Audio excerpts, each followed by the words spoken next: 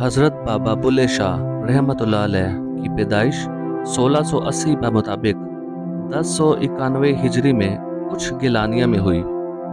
आप में शायरी का रुझान बचपन से ही था।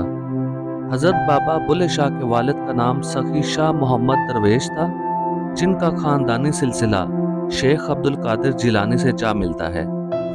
हज़रत बुल्ले शाह के अजदाद 4वीं सदी में हलब से हिजरत करके कुछ गिलानिया में आबाद हो गए थे। कुछ गिलानिया बहावलपुर की तहसील शुजाआबाद की सब तहसील जलालपुर पीरवाला में वाक़या है, जो आज भी इतने ही पसमानदा है।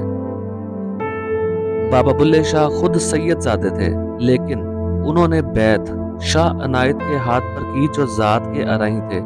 इस वजह से अहले इलाका आपको ताने देने लगे, मगर बाबा बुल्ले शाह ज़ात पात ऊंच नीच के सब बंधन तोड़ चुके थे।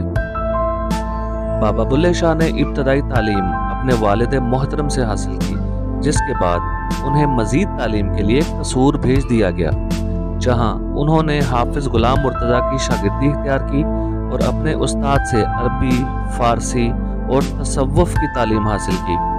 हाफिज गुलाम मुर्तज़ा बाबा बुल्ले शाह रहमतुल्लाह अलैह के साथ साथ पीर वारिस शाह के भी उस्ताद थे। हज़रत बाबा बुल्ले शाह रहमतुल्लाह अलैह मशहूर पंजाबी सूफी बुजुर्ग हैं, जिन्होंने ज़हद व तकवा, कश्फ व करामात और सूफियाना शायरी की वजह से काफ़ी शोहरत पाई है।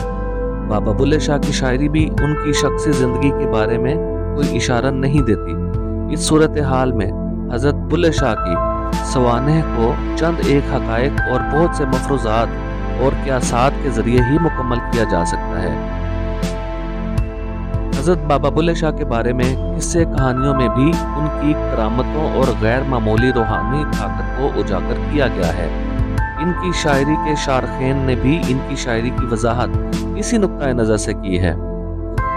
बाबा बुल्ले शाह अपने अहद के बागी थे, मगर वो बागी थे गलत नज़रियात से, फजूल रस्म व रिवाज से और इल्म के झूठे दावेदारों से।